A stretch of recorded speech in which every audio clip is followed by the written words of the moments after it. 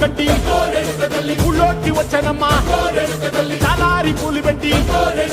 జాతరులు తెచ్చనమ్మా తంగేడు పూలు పెట్టి కంకాణ దూకేనమ్మా ముక్కు ముక్కెర పెట్టి ముల్లోకాల నెలనమ్మా ముందార చూడంగా మున్నూరు కన్నులమ్మా